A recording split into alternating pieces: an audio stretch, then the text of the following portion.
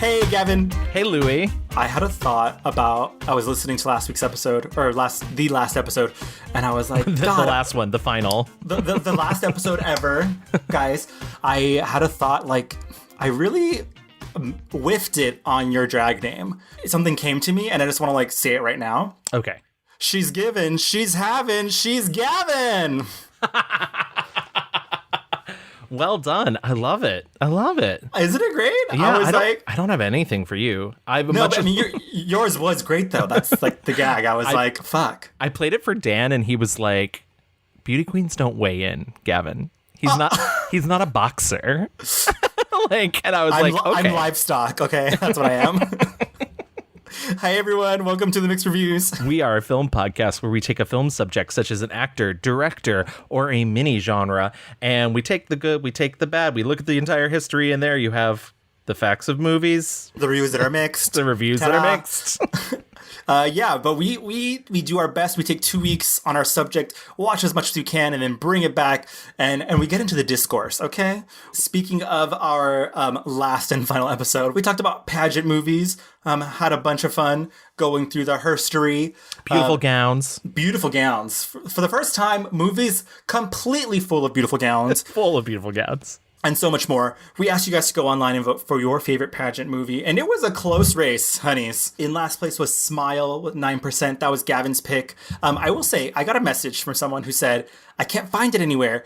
And I was like, you gotta search high and low for her. Yeah. Okay. The unfortunate thing about Smile is, and I mentioned it in the episode, it is sort of a lost classic. It's just sort of waiting to be rediscovered. And somebody, Criterion, maybe, just put it out. Wink. Wink. All of our connections at Criterion. Yeah. We're very connected. Yeah. Hi, Mr. Criteria. Yeah, exactly. I believe his name is Craig Criteria. Mm-hmm, yeah. Mm-hmm. I've got something that fits the criteria, babe. But that was Smile. The Queen came in at 18%, and then the top two, okay? Drum roll, please. It was a battle royale, but Drop Dead Gorgeous, my pick, came in at second. At first runner-up with 35%. And Miss Congeniality, she is more than Miss Congeniality. She is the winner, babe. 38%. I loved everyone sending their GIF reactions, and just like, that's like the essence of these movies, though. Both Drop Dead Gorgeous and Miss Congeniality are just full of iconic moments. Wear the crown, be the crown. It's just so, both are classics and like standard bearers of the genre. And I would fully recommend too, if you do want to hear us talk about Miss Congeniality, we did an entire Sandra Bullock episode. It's actually a really great episode, in my personal opinion. And I highly recommend going. We talk extensively about Miss Congeniality there. If you want to hear us talk about its worst sequel, you can listen to our Regina King episode.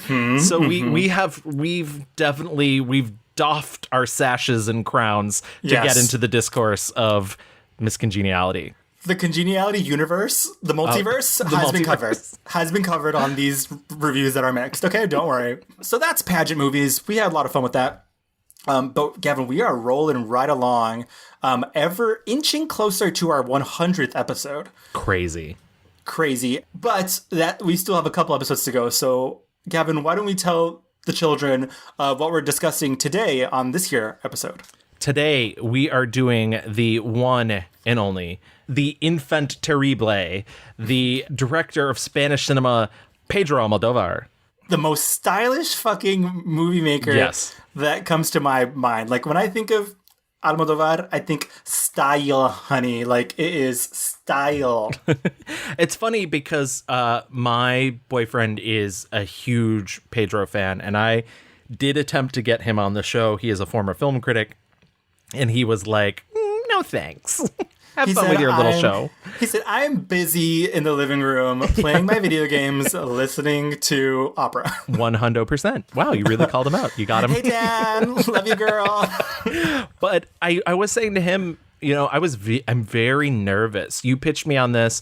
We've talked, pretty much since we launched this show 4 years ago about doing an Almodóvar episode.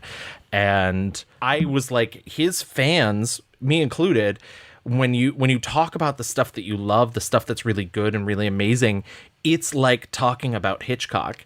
And delving into this episode, doing the research and watching the films, I would say, like, he is like Hitchcock. I would say that he is, it's not like someone like Brian De Palma, who's been doing Hitchcock for 40 years, which is not a slight to Brian De Palma. He would agree with you. Almodóvar is doing the type of stuff that I think Hitchcock would be doing if he were still around, if he were alive today. And he's making these like taut thrillers, these situation dramas, these family melodramas, and these kind of uncouth comedies.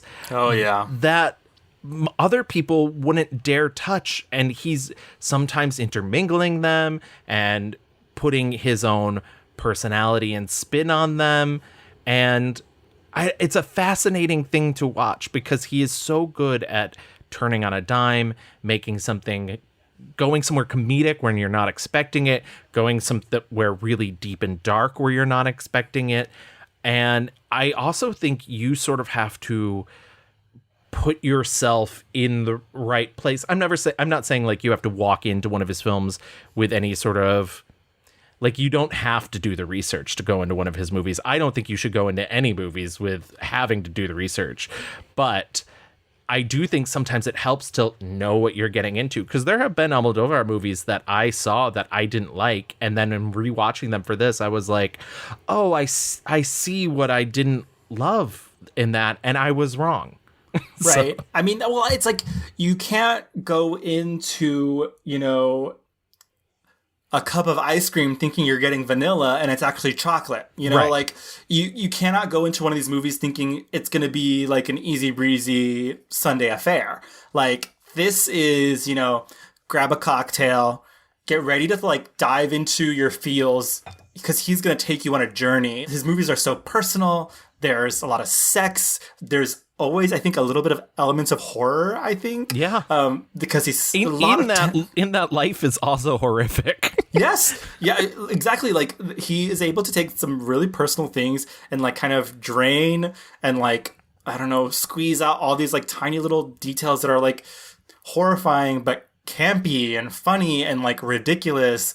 There's magical realism. It's kind of nuts. I mean, I remember the first time I saw one of his movies, I was too young to watch it, didn't know what's going on. It was Bad Education, and it all went over my head because I was a dumb baby child. I must have been like maybe in middle school, but I was fascinated. I couldn't stop watching. I was like, never seen anything like this. And,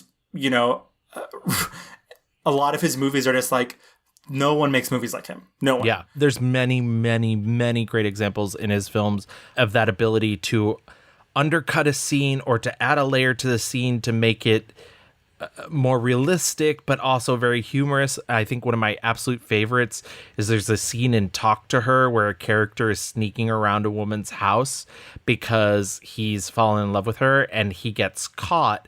And as he's leaving, he has to leave through her father's office because her father's a psychiatrist. And as he's leaving, the receptionist at the office is coming out of the bathroom, and she immediately answers the phone and just says, "I just took the biggest shit." Yeah, it's amazing. And it's this very tense scene until that happens. And then you're suddenly like, what the fuck? Right. It reminds me of like in A Bad Education when like the priest is like doing like the prayers, and in the corner is just like a drag queen character out of drag, but it's like super campy, basically like responding back to everything, where it's like, Father, pray for us, and she's like, oh yes, please, we need it now. Then like everything is just like she's literally just being like, yes, queen. And it's like this movie is literally about like horrific Catholic child molesters and shit, and this drag queen is just like cutting it all, because there is just this spirit that kind of he imbues with all of his characters. There is a Spanish sensibility that is kind of persevering through like Catholic oppression and like the diminishing and the expectation of Jesus. I don't know what the fuck to say, like, literally Jesus. But all that to say, an incredible filmmaker. So excited and happy to get into all of it. So Gavin, why don't we get into the rewind? I feel like every time I do the rewind now, I'm giving a warning. Just a real quick warning. I was born to a man from the Midwest, so I have very soft A's. So I will mispronounce a lot of things, and you just have to blame my dead father. So take that, you assholes. So get out a Ouija board, bring it up with him. So anyway, if you want to pronounce it like if you were Spanish, excuse me that I'm so long, then it is Pedro. Yes, you said that. Pedro. Pedro, yes. Almodóvar. Almodóvar. Pedro Almodóvar Caballero was born on the 25th of September 1949, which makes him the young age of 71. He was born in Calzada de Calatrava, which is a small rural town in Ciudad Real. And he has two older sisters, Antonia and Maria Jesus, and one brother, Augustin. And you're going to hear about Augustin later because he becomes his business partner. His father, Antonio, was a winemaker, and his mother, Francisca Caballero, who has passed away, she passed away in 1999, was a letter reader and transcriber for illiterate neighbors, which comes up in at least two of his movies. When Almodóvar was 8 years old, the family sent him to study at a religious boarding school in a small city in western Spain. They hoped that he would someday become a priest, and his family eventually then moved there. His father opened a gas station, and his mother opened a bodega where she sold her wine. That's amazing. Love that. There was a cinema in this town, unlike his previous town. And he said that sort of became his real education, quote, much more than the one I received from the priest, he later said in an interview. And he said he was really influenced by the films of Luis Buñuel. There is a kind of holy trinity, as we said in the Catholic Church, composed by Luis Buñuel, Hitchcock, and Billy Wilder, among others. Right. But I'm a very big admirer, or I don't know if it's the general screwball, this kind of type of American comedies of 30s, 40s, Preston Sturges, all that stuff that I admire very much. But, you know, these three directors, I think they are like my three masters. Because he's getting this background, this good education, wink, wink. Wink, wink. In cinema, he decides he's going to move to Madrid in 1967 and become a filmmaker. Well, I was born in a little village in La Mancha, and after I moved up I left my family just to do my life. Yes. I left Madrid when I was 16. And then when I arrived to Madrid, I wanted, since the very beginning, to become a director. It's something that I didn't decide. I was born with that vocation. Yeah. Since the beginning, since I saw the first movie, I thought that I wanted to be involved in something like that. And then when I went to Madrid, I tried to study, but they were not film school. So I bought a Super 8mm camera, and I started making a lot of movies. And at the same time, I was working as office assistant in a telephone company. Like it was like a double life, but I need some money to live. The elephant in the room that we're not talking about is at this time, Spain was controlled by a dictator, Yes. Francisco Franco. We did an episode on Antonio Banderas. We touched upon this very briefly because Antonio's career really starts after the death of Franco. And you're actually going to see that with Almodóvar as well. But growing up, he did live under this oppressive dictatorial regime. Franco closes the National School of Cinema in Madrid, and so Almodóvar had no choice but to become self-taught. He gets himself a 8mm camera and starts making films. And besides making films, he also starts taking a number of jobs in order to support himself. He's also the administrative assistant with the Spanish phone company Telefónica. The great thing about Telefónica was that he only worked until like 3 or 4. And so he would spend his days there, and then he would go out at night and make movies with this 8mm camera. So he's able to stay at that job for 12 years. So in the early 70s, he becomes interested in experimental cinema and theater. He collaborates with this vanguard theatrical troupe, Los Gallardos, and he plays his first professional roles with them. And that's where he actually meets Carmen Maura, who becomes one of his very first muses. Icon. Full icon. Yeah. And they will have a contemptuous relationship, I would say. But in this early part, all love. Madrid's flourishing alternative cultural scene became the perfect scenario for Almodóvar. He was a crucial figure in La Movida. It's La Movida Madrileña, which is the Madrileñan movement. Yes. Which, I mean, it can't be like overstated how fucking oppressive Franco was, because it was super nationalistic. Literally, like, women were supposed to be wives, and that the fuck is it. Like, just controlling every single thing. And if you weren't being Spanish enough, you were, like, gonna get fucked up. Yeah. Almodóvar really benefited from, obviously, like, when Franco died, and there was, like, this flourishing of, like, weird, kooky shit, and people were finally, for the first time, able to actually express themselves freely. Yeah. And this coincides with the rise of queer culture. And the thing about queer culture in Spain at that time, because its reaction to this conservative, oppressive regime, it is very much not the sort of puritanical way that we think of queer reality. Like, oftentimes Pedro would talk about how nobody ever felt the need to quote unquote come out because it wasn't a big deal. It's like, you slept with men, you slept with women. I found one article where he said he was quote unquote bisexual until the age of 34. It's essentially a massive movement towards freedom and self-expression. He starts performing in a glam rock parody duo with Fabio McNamara. And he also starts working for major newspapers and magazines, penning articles and doing comic strips. These are all counterculture. They are certainly not meant to be taken seriously, but they are also very political. He published a novella, Fire in the Guts, and kept writing stories, which were eventually published in a compilation entitled The Dreams of Reason. So he does his first short film in 1974, and by the end of the 70s, his short films are starting to get shown in Madrid's nightclub circuit in Barcelona.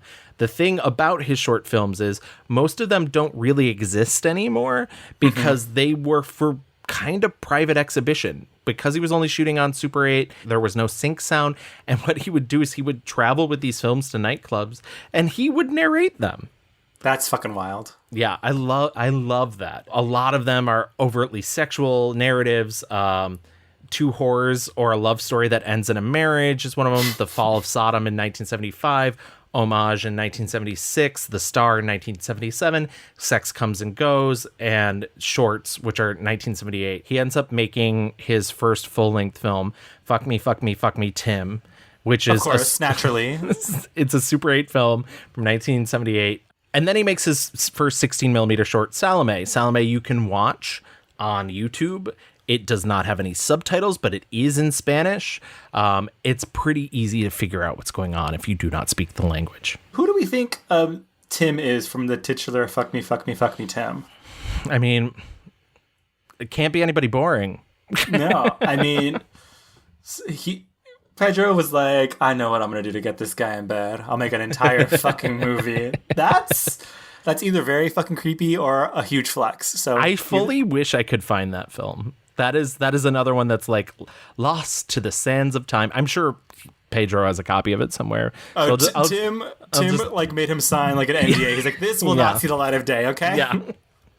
Tim Curry's like, no, thank you. Yeah, please. Tim Curry. It's Tim Curry. Almodóvar made his feature film debut in Pepi Lucy Balm. In 1980, it's also known as Pepi Lucy Balm y Otras Chicas del Montón. It's like loosely based off a comic strip. It was shot on Super 16 and then blown up to 35mm. The comic strip was called General Erections. It revolves around an unlikely friendship between Pepi, who wants revenge on a corrupt policeman who raped her, a masochistic housewife named Luci, and Balm, a lesbian punk rock singer, played by very famous Spanish musician Alaska, before she was a famous Spanish musician. I did not know that was Alaska. Yeah. Wow. The original. I just saw the movie today. I was like doing a little research on it, and people were like, this is like his John Waters moment, right? Because I as I was watching it, I was like, oh my God, this movie is so crass. It's so like nasty. And this is probably a good time to say there's at least like 8 Almodóvar movies on HBO Max. Yes. It's probably the one place that has the most Almodóvar movies that you can go find. But this is the earliest one. I want to say they added them a couple months ago. When they added them, I genuinely was like, they added Pepi Luci Bomb is the one that I was like, not like Labyrinth of Passion or what have I done to deserve this? Like Pepi Luci Bomb is the, but yeah, it is. It's very early and very, like the technique is still being refined. She's loosey goosey for sure. Yeah, she's is she polished? No. Is she kind of fun? Yeah. I mean, it's weird as fuck. This to me is like, he was like, I'm gonna fucking rage, okay? Like, let's rage against the machine. Like, it's shitting on capitalists, shitting on boring fucks who, like, want women to look a certain way and be boring. This is literally, like, women getting pissed on and beat up and enjoying it. Yeah, actually getting pissed on. Literally. What's really interesting, too, culturally about Almodóvar's earliest work is, and he has said this many times, they're political in the fact that they are solely, Franco doesn't exist in them. They're solely existing in a Spain that is absent of Franco. He has said that his characters, even if they're older, are all born, at least from Pepi Luci Bomb to Tie Me Up, Tie Me Down, after 1977. They are all the Movida movement. They're all, and he said the greatest act of politics was just by ignoring all of the norms that would have occurred during Franco and making a reality that never even experienced him. And I think that's really fascinating because it's political by omission, right? Which is, so it's not. They're political films, but they're not overtly political. They're not solely about their politics. Right. I didn't get through a couple of the movies, but I watched Live Flesh, and I was like, oh, he's mentioning Franco. Like, it's literally, like, kind of... That's sort of the second wave of Almodóvar. Right. Oh, absolutely. Yeah. But, like, he is explicitly being like, this is the way things were, and here it is now. And, like, that whole movie I thought was kind of fucking weird. But at the end, it's very much like... Look what we can do now. Look at, there's so different, which you're right. Like, I never really considered or realized, like, they don't talk about the oppression in any of his movies, really. Absolutely. And I did, before we move on from Pepi Luci Bomb, but you're right. Very John Waters, very Multiple Maniacs, very that era, that sort of cheap. He said, looking back on it, he says he thinks of it fondly. And he said, quote, when a film has only one or two defects, it's considered an imperfect film. While when there's a profusion of technical flaws, it's called style. There you go. That's what I said joking around when I was promoting the film. But I believe that to be closer to the truth. That movie was made on 400,000 pesetas. And that money was raised actually by Carmen Maura, who... Wow.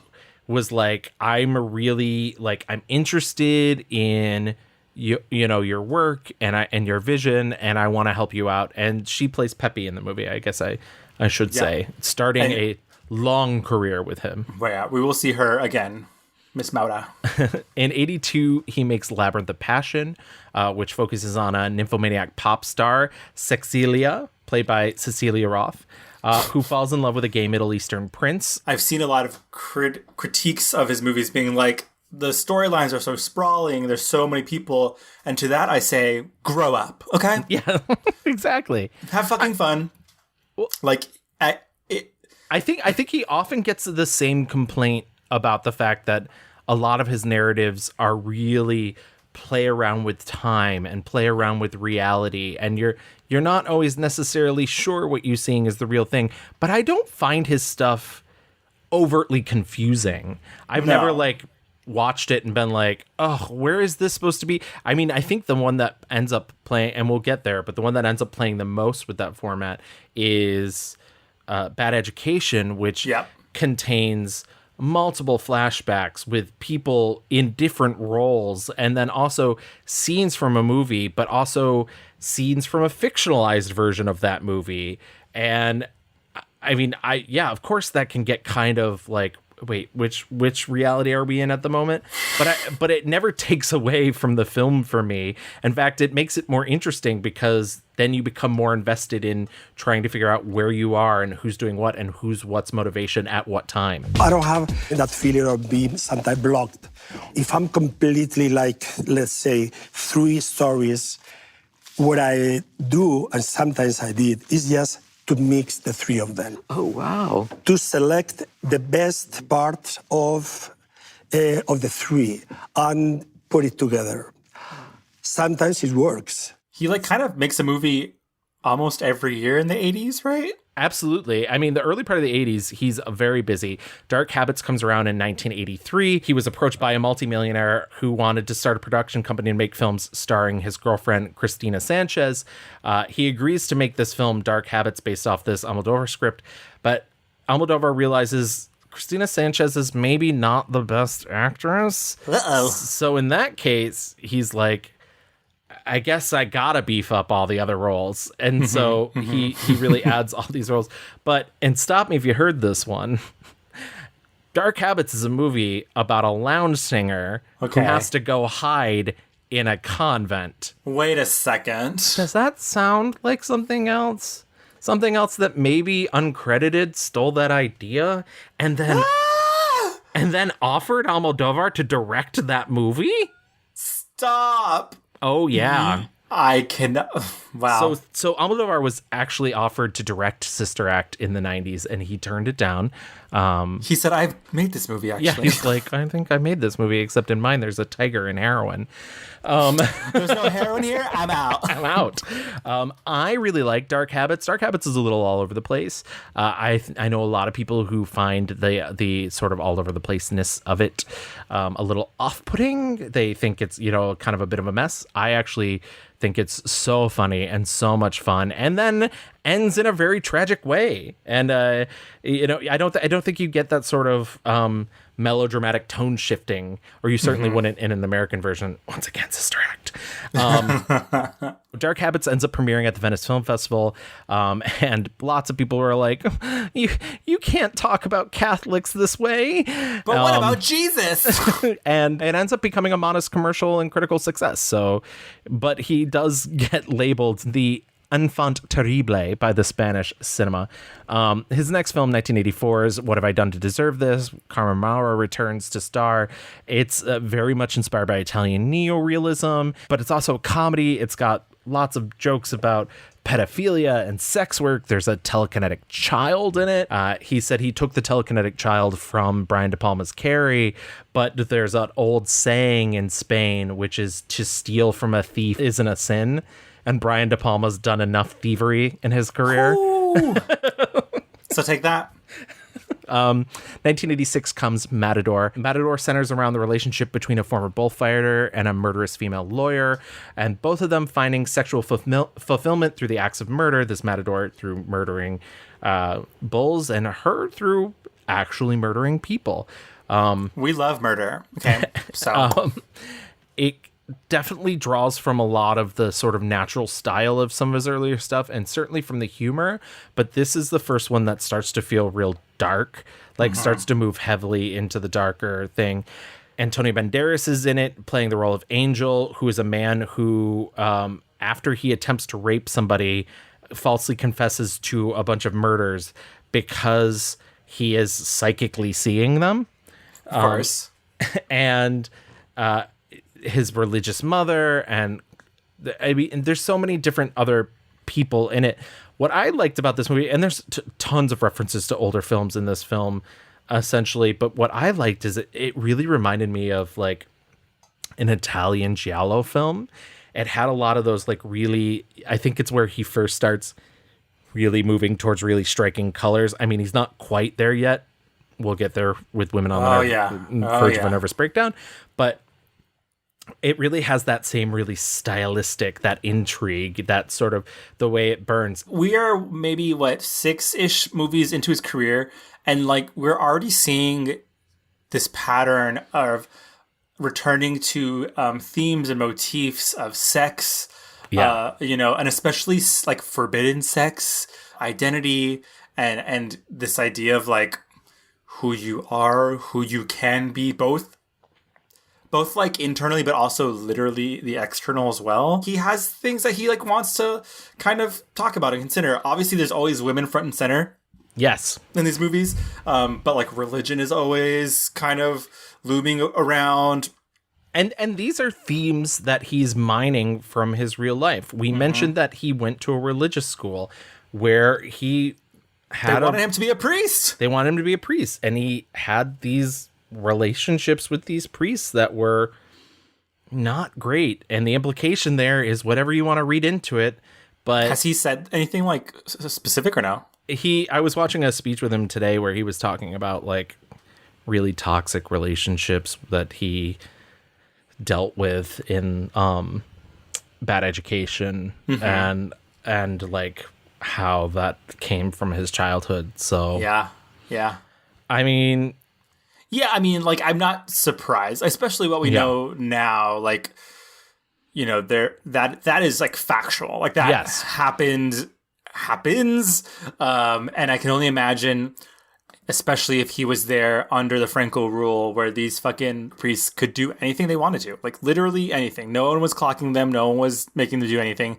And so all we can say is like, you know, thank God he made it out alive and he's making art from his, you know, trauma and situation. And what's interesting too is the other thing that fascinates him about the religious aspect of his upbringing is that Spain has both a habit of taking from both of the religious text and what would be considered sort of pagan idolatry.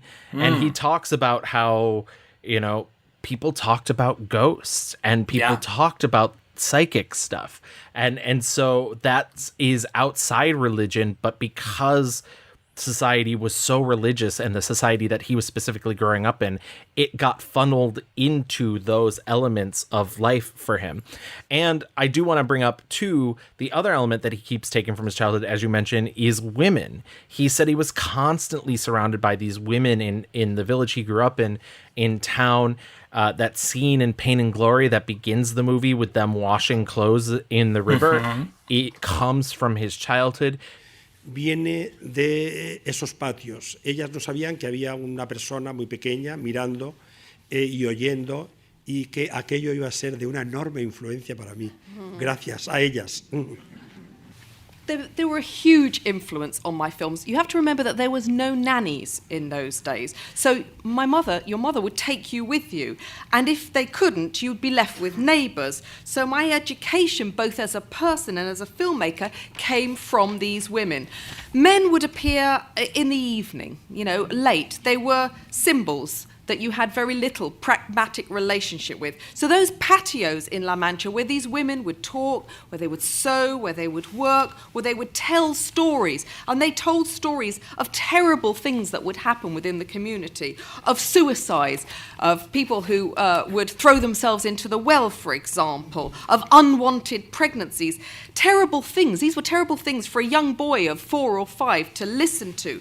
But I would hear them sing about life. And those stories are around the origin of fiction. Those stories became very, very influential to me in terms of how I craft and make my films. And those stories of the terrible things that happen in the village, I folded into films like Volver. So the education I had in the patio in La Mancha, listening to my mother and those women, as a small person, watching and being part of that, has been a huge influence on me as a human being and as a filmmaker. Right, and a lot of those like taboo subjects where it's like it is so taboo, like you said, you know, incest, pedophilia, you know, the divine, but also like kind of breaking down the divine. Like it is taboo, but like he's coming from a place where it's like, no, I heard people talking about this. This was part of my childhood. And so it's kind of like bringing that to the forefront of being like, yeah, young women are raped by their fathers and, you know, have children. You know, there are cousins who end up together. Like this is like stuff that does happen. And even though it's taboo and like very fucked up, it's reality, even though he is making movies that I would say are not like realistic. He's taking these real situations, but making them into the absurd, and like Right. also showing us that like life is absurd. And what's interesting too about those things, about those taboo subjects, oftentimes people consider the crime is talking about them and not the actual act Right. of, Right. which is the real crime. Yeah. There's this gross conflation with, oh, well, you shouldn't talk about that. Right. Well, Why are we you shouldn't- showing this? Why would you do that? Where you shouldn't be mad at the person exposing that. You should be mad that it happened. Right. Like after A Bad Education came out, it wasn't like we need to fucking investigate the Catholic Church. Right. You know, or I mean, on all of his movies, when these like literally pick a movie and there's a man trying to fucking rape someone. Yes. Like there was no like internal like thought process of like, oh, the men in Spain need to fucking like figure their shit out. But like it's just like, oh my God, what a horrible movie for like showing this. It's funny. I did find an interview with him where he was talking to the interviewer, and the interviewer kept being like, "Oh, you know, this European is this like a European sensibility about sex?" And he's like, I don't know if it's a European sensibility about sex, but it's the Spanish. You know, well, my movies are Spanish and in any case very personal, because it doesn't mean that, you know, Spain is like that. Spain is something very special compared to the other countries. I mean, Spain, for example, is just the opposite what you can imagine to England, to Germany. I mean, we are close to Italy, but this is something very special in Europe. I don't know, we can't talk about an European sensibility. But what is true is that we work there in a different way and so on. And 87, he follows Matador with Law of Desire. And Law of Desire is his first, like, full on, he creates it top to bottom, because what happens is he strikes out with his brother, Agustin Almodóvar, who I mentioned earlier, and they start a production company called El Deseo, Desire. And he's essentially, what they're doing is they're solidifying the fact that Pedro Almodóvar will make movies on his terms and Right. on his terms alone. He is not going to be responsible to a financier. He's not going to be responsible to a movie studio that doesn't give him final cut. He will make the movies the way that he wants to. And because of this, Law of Desire becomes sort of his first kind of adult, more serious sexual melodrama. It's a film about a complicated love triangle between a gay filmmaker, his trans sister, played by Carmen Maura, and a repressed, murderously obsessed stalker, played by Antonio Banderas. He has said this is his favorite role Antonio has ever played. Wow. And in presenting this love triangle, he really wants to inject this film with a Spanish sensibility about queerness. Oftentimes you see Pedro Almodóvar addressed solely as a gay filmmaker. He takes umbrage with this because he's not just solely a gay filmmaker. He is a human being who makes movies about many people. But in this particular case, this is a movie in which there are gay characters in society, but society isn't about, like, it's not about shaming them. It's not about they have to come out, and it's a whole thing. Antonio Right. Banderas, when he first meets this filmmaker, he's like, "Oh, I don't have sex with men," and then he just goes home with him. and it's this very sort of liberated way of dealing with these sexual issues. Of course, things go off the rails, but Law of Desire, very beautiful movie. It made its premiere at the Berlin Film Festival in 1987, and it won the festival's first ever Teddy Award, which recognizes achievement in LGBT cinema, and it becomes a huge art house hit. Which sets him up for the big one. Yes, 1988's Women on the Verge of a Nervous Breakdown. This becomes his first critical and commercial success internationally, and it's screwball comedy inspired by the films of like George Cukor or Billy Wilder, and it's essentially it's about a woman, Peppa, who is abruptly abandoned by her married boyfriend, and over 2 days she frantically tries to track him down and discovers secrets about him and realizes that she doesn't fucking care about him over this. But it is very quick dialogue, very fast, lots of characters in and out. Feels kind of like a Neil Simon play. A lot of people slamming doors. There is drugged gazpacho, which many people drink and many people pass out. A este gazpacho le han echado algo. ¿Qué tiene este gazpacho? Tomate, pepino, pimiento, cebolla, una puntita de ajo, aceite, sal, vinagre, pan duro y agua. El secreto está en mezclarlo bien. This is the first film of his that contains another one of the Almodóvar women, Rossi de Palma, who is just a face. I love Rossi de Palma. Totally. Gorgeous. She's since become a model, but she has maybe the most striking face in all of cinema. And yeah, it's funny and frantic and over the top and silly. And I will say, some of these gals, I was like, we need to turn it down. We are on a 12 at all. Like, I've seen this movie before. I saw it again. And I will say Carmen Maura is very good here. Like, she is on the verge of a nervous breakdown. The success of this movie truly is just like these women on top of women on top of women, and the intersections that you don't see coming throughout all of them. And it's just intensely funny. And also, this to me is the first time you really see what you think now of is the classic Almodóvar eye.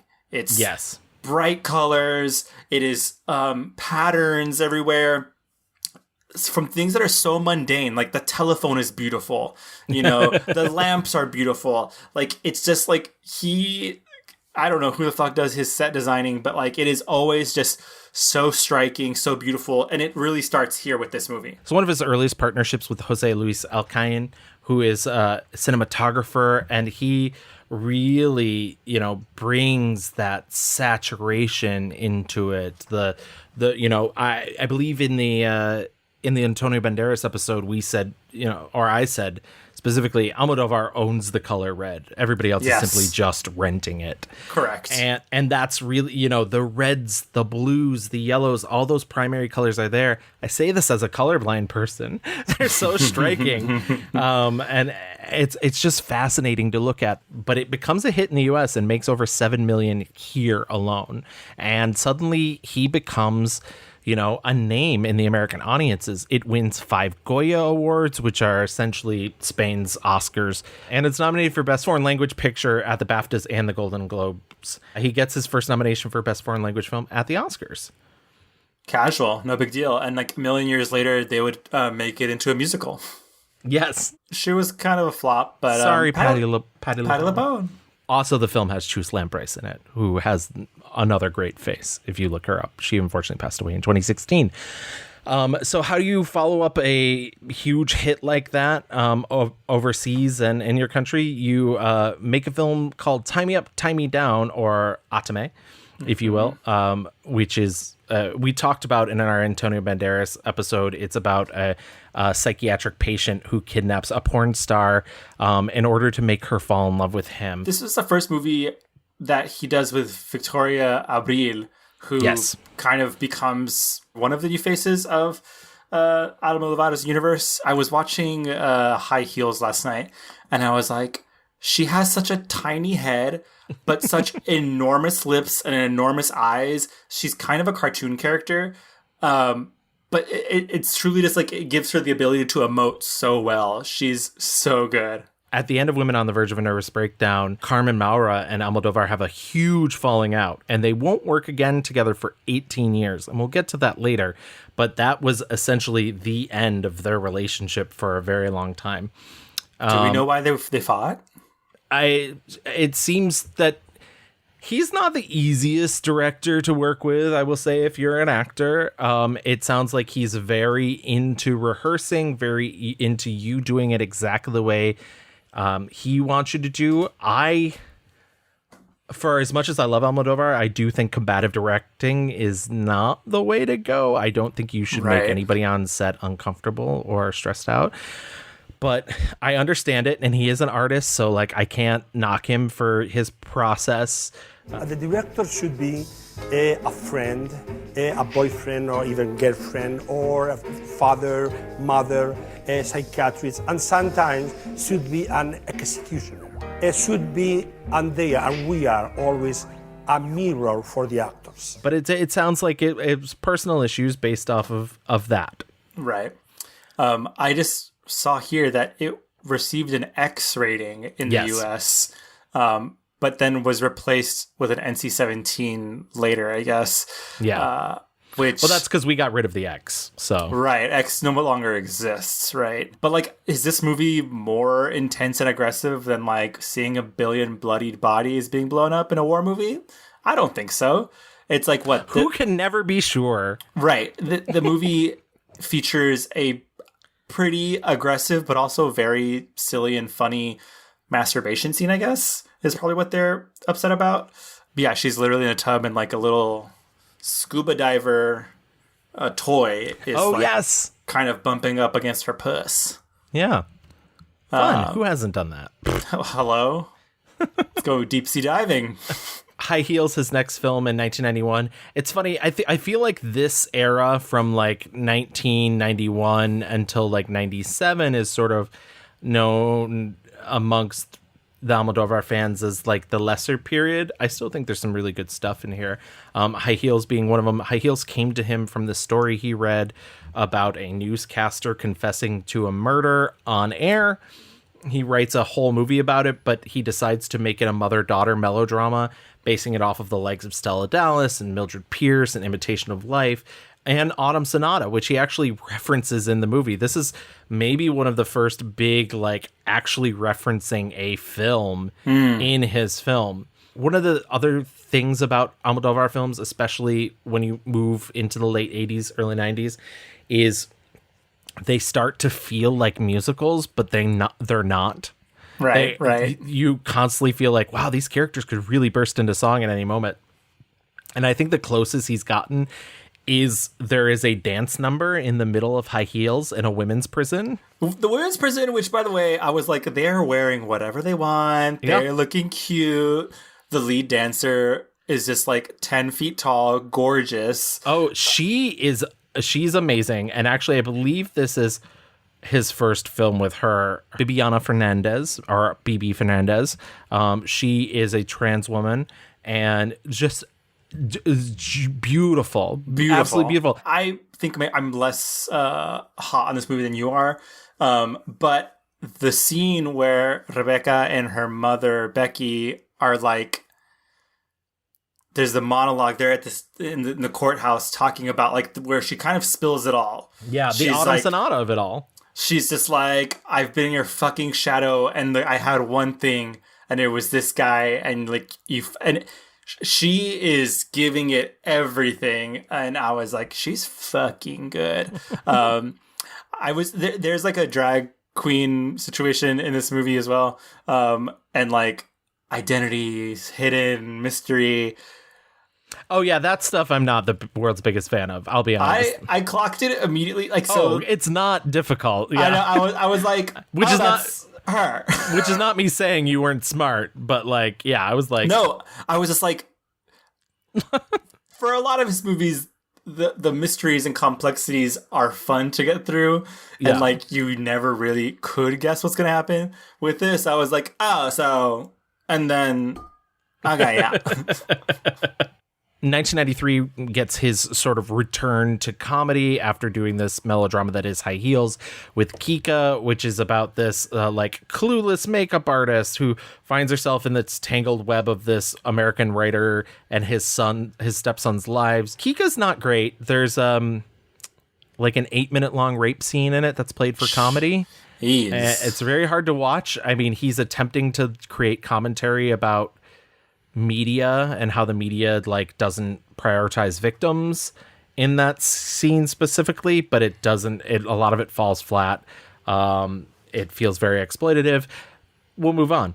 1995's Flower of My Secret, which moves back into melodrama, is about a romance author who's decided she can no longer write romances. She's in a loveless marriage. She's written a new book about a woman who has murdered her husband after he attempted to rape their daughter and is hiding the body in an icebox. Okay, well, that seems familiar. Yes, exactly. So that'll come back. And I really liked Flower of My Secret. Once again, it's considered sort of lesser Almodóvar. Flower of My Secret really felt like a dry run for Pain and Glory. It deals with a lot of similar things. And the main character, played by Marissa Paredes, it's almost like 20 years before he made Pain and Glory, he was still finding a way to like tell his story through women and using a woman protagonist instead of using himself. 1997 brings Live Flesh, which is Almodóvar's first adaptation off of a novel of the same name. It's about a man who's sent to prison after crippling a police officer, and he's seeking redemption after being released years later. Redemption through fucking. Yeah. It's the first movie in which we get Penelope Cruz in an Almodóvar movie. We see Javier Bardem upgraded from bit player in High Heels to being I one clocked of the... him. Yeah, he's the cameraman. Yeah. Being one of the lead officers in this film, the officer who's actually paralyzed by a bullet.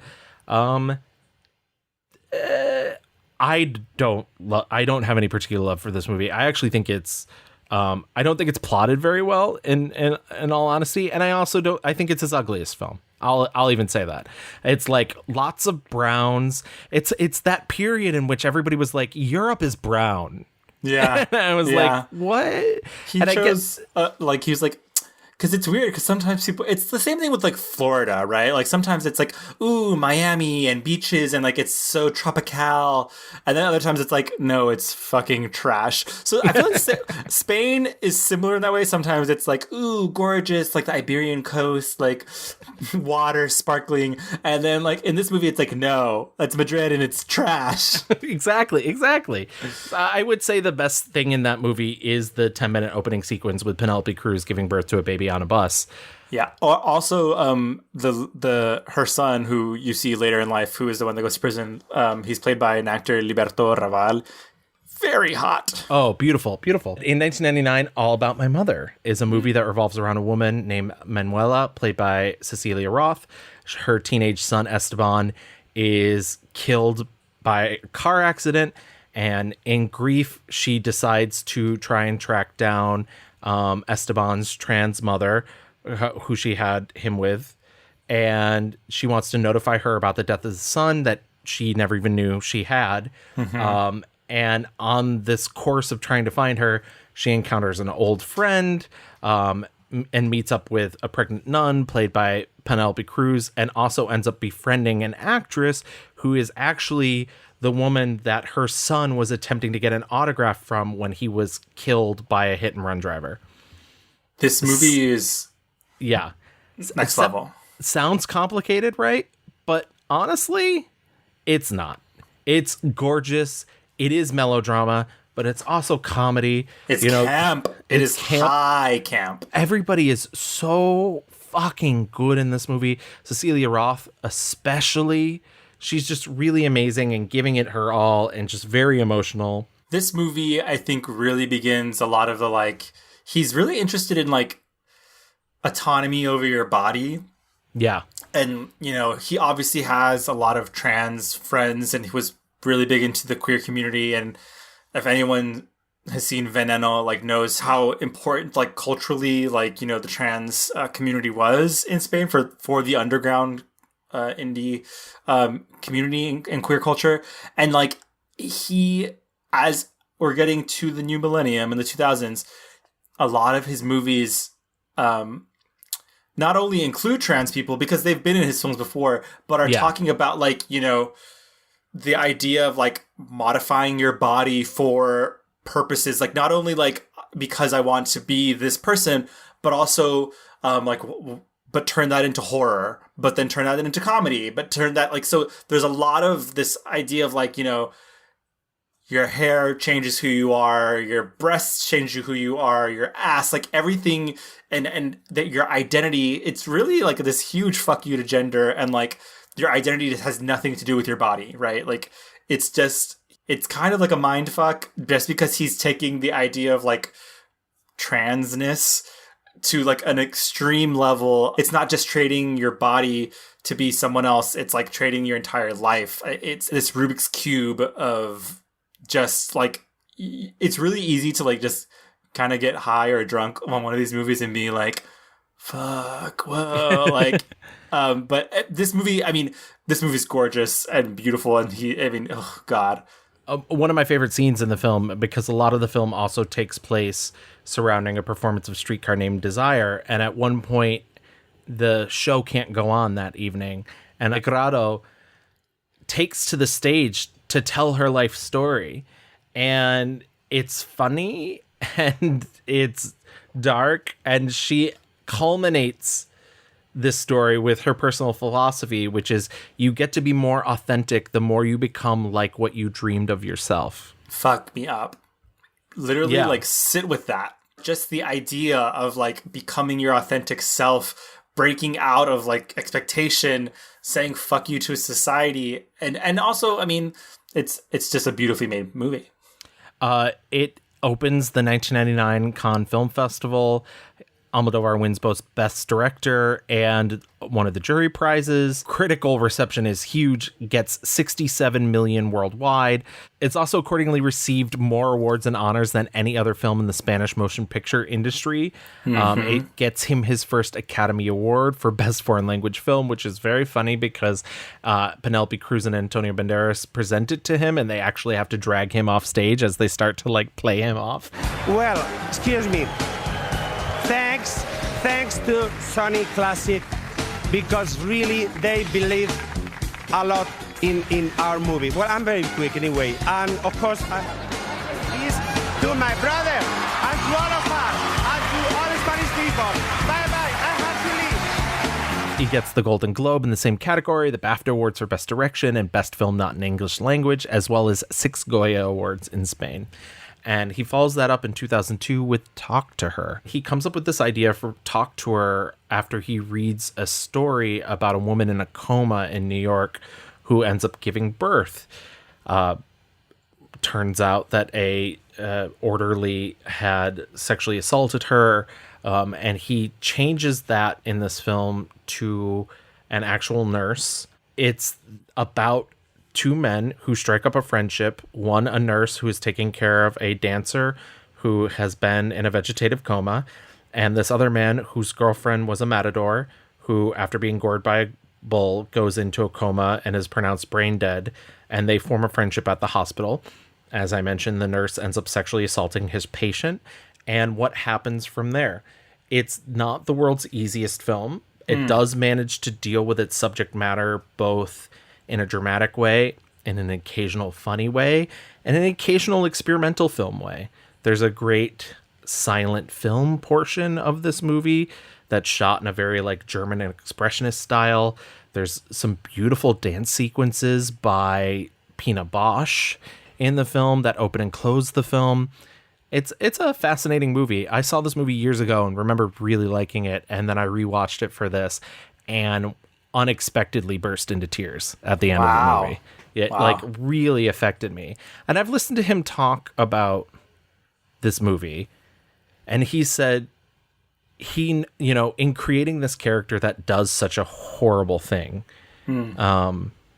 he knows that if he were this man's friend, he wouldn't want to be this man's friend anymore after finding out that he did this.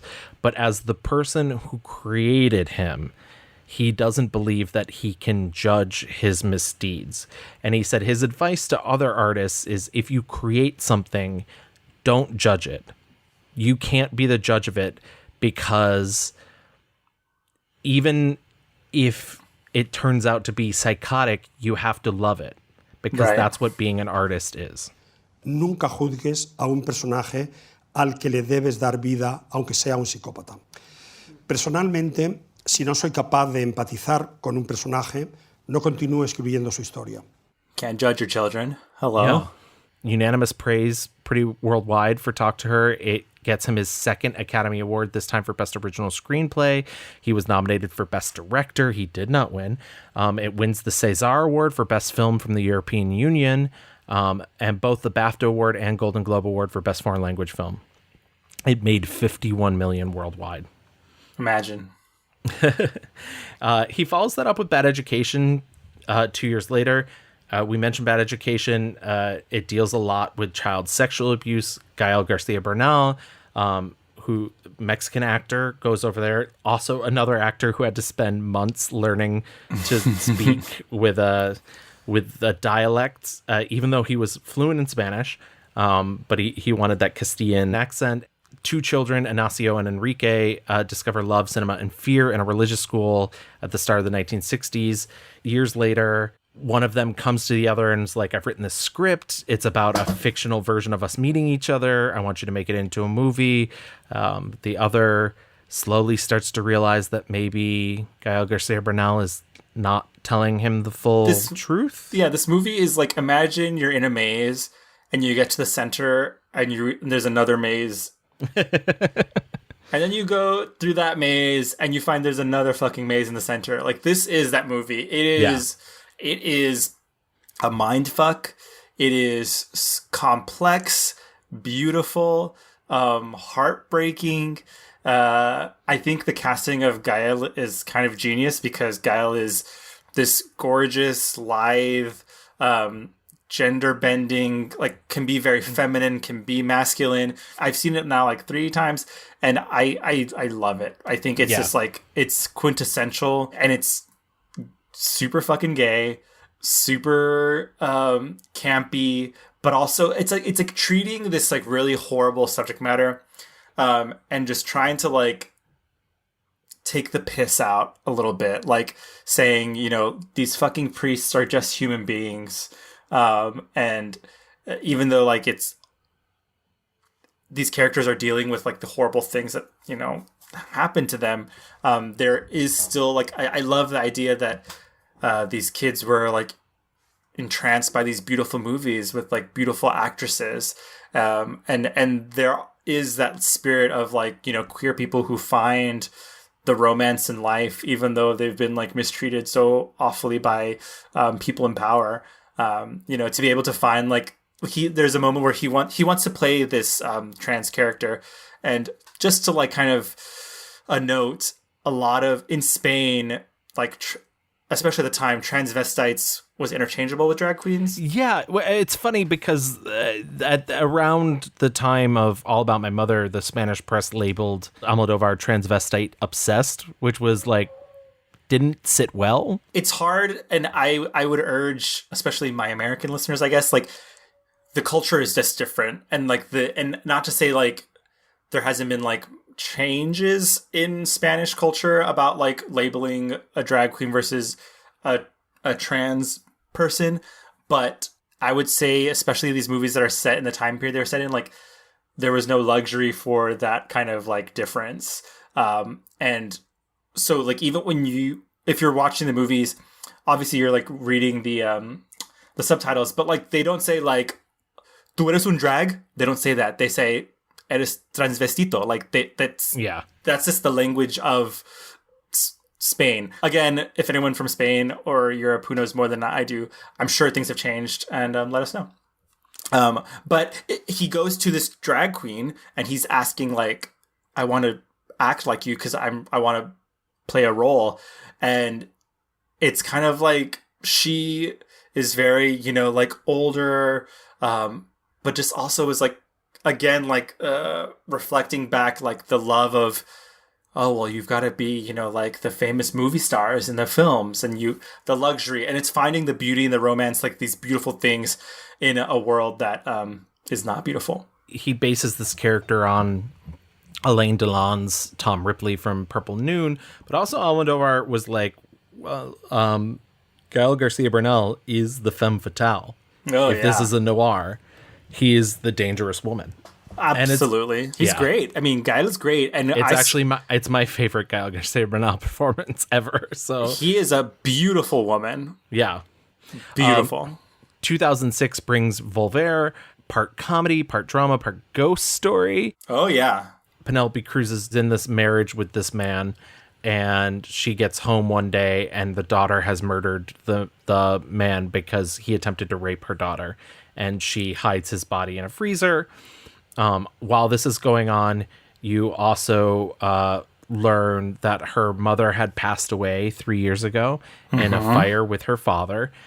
She has a very tight-knit relationship with her sister, who is a hairdresser who lives right nearby her. She has an aunt who's dying, and suddenly there's rumors that her mother has appeared to her aunt. Yes, the ghost of her mother is back.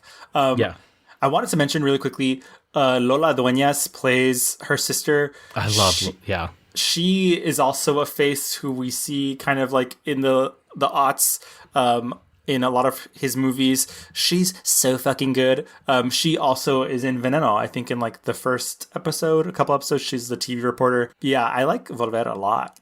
Oh, I love Volver. It does incredibly well. Almodóvar wins Best Screenplay Prize at the 2006 Cannes Film Festival, and the entire female ensemble wins the Best Actress Prize at Cannes. Yes. Penelope Cruz receives the Academy Award nomination for Best Actress, and that means she was the first Spanish woman ever to be nominated in that category. And it's a huge critical success. It's also noted that it is the return of Carmen Maura to his films. Oh, yes, she plays the mom. She plays the mom. Very funny, by the way. And once again, this is a drama film, and just to show you the kind of like undercutting that Almodóvar can do, but totally make it work in his film, is that Penelope Cruz recognizes the presence of her mother because it smells like her farts. She said, wait a second. Hold on. That ain't no ghost. I will say, after Volver, years later, I want to say 2016, some interviewer asked Carmen Maura if she was ever interested in doing another Almodóvar film, and she said, you know, he's a really intense filmmaker, and she's sort of interested in working with less intense people. And Agustin Almodóvar tweeted at her, "Don't worry, we won't call you." Whew. Agustin said, I'm about to clap back. He said, don't worry, Pedro, I got it. Broken Embraces comes out in 2009. This is the only film I didn't really revisit for this. I did. It's like a complex, it's a romantic thriller. It mixes past and present film within a film. It reminds me of Bad Education and Pain and Glory, except I think those two films are more well done. Oh, I do want to mention, by the way, in Volver, Penelope Cruz wore hip pads to have a bigger butt. Yeah, love that. Almodóvar was like, "You're too perfect. You need. You're not a real drag woman." queen. It did receive an Academy Award nomination, and was nominated by the BAFTAs and the Golden Globe for Best Foreign Language Film. But yeah, that's Broken Embraces. It's not bad. It's just like he's done this and he's done it better. Yes. And I will say, like, I mean, that's sort of how I felt about Flower of My Secret, though I do highly recommend going to go watch Flower of My Secret. But I was like, oh, I've seen him perfect this. Yeah. 2011 brings The Skin I Live In, which is his second adaptation. It's based off the French novel Tarantula. He said, let's get ooky spooky. Yeah, it is essentially his only straight up horror film. It's, takes a lot of references from Eyes Without a Face, from Alfred Hitchcock movies. It's got a little Giallo in it. It's got a little David Cronenberg in it. Some early sound like Fritz Lang, F.W. Murnau, and I would actually say, and I haven't seen this around a lot, but I would say some James Whale, because it's definitely got some Frankenstein undertone. I mean, first of all, I've seen Antonio Banderas' character in this sort of equated with Cary Grant in Alfred Hitchcock movies, and I absolutely get that. But I also see a lot of Colin Clive and Frankenstein in that like sweaty sort of, and like honestly, that couldn't be helped because Colin Clive was an alcoholic, but like in that sweaty, obsessive, like wide-eyed. It's a truly great Antonio Banderas performance, first of all, but it's a film. It's the first time Antonio Banderas and Almodóvar worked together in 21 years, not because they were feuding, but because Antonio was having his American film career. Right, because Antonio was a Hollywood star. It's a film about a deranged doctor who's developing a new special skin, who also kidnaps a man who sexually assaulted his daughter and forces a sex change surgery on her, and then becomes her lover. It's fucking... I watched this because when Pain and Glory came out, I wrote like a primer for the Post, and I had not seen this, and I was like, I wanted it to get like all the genres. Yeah. And so I watched this, and I was like, oh my God! Like, it's just the body horror of it all. Yeah. But again, this is what I'm talking about, like, talking about body horror, and oh no, please come I back. think in the hands of someone else who has not made other movies about trans people, like, this would not work. It's hard. Imagine in the hands of a fucking conservative human being about being like forcing sex changes on people. Yeah. Like, that is some very murky waters that, I mean, and talk about taboo. He's like, oh babe, I've made the movies with, you know, trans folks that it's not even about that at all. And here he's going even beyond, and the idea of like punishing a rapist with a sex change, that is...